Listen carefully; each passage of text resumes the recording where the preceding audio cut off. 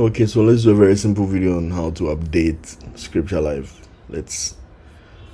When there's a new update, whenever you open the app, you're going to see this, right? There's this here. Then just click on download, and then it automatically starts downloading. Let me just skip the video to where the download is complete, and then how to actually install it. Okay, so the download is complete. You do realize I've closed the Scripture Live, so all I have to do is just open it, and then just, yes, we want to replace it.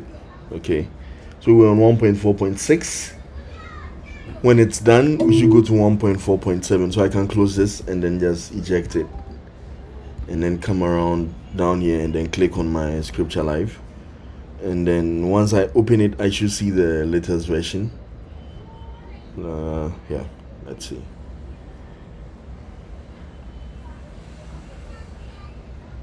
Good.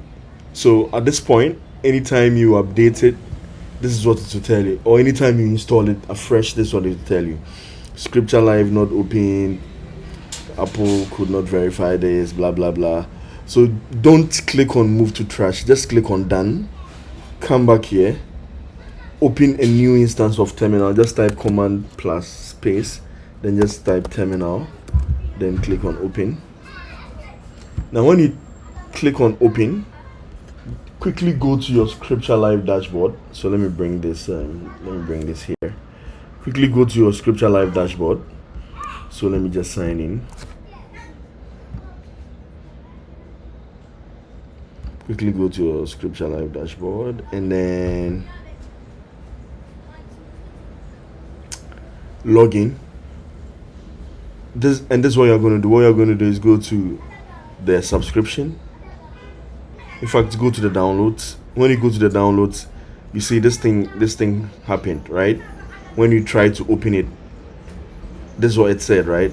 No open, app damage, right? The message will differ. So all we have to do is copy this fully.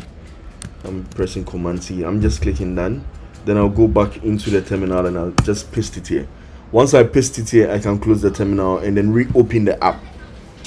Reopening the app should now be clean and fix the issue. Then I just allow the microphone, and then I'm in. So now I'm version 1.4.7.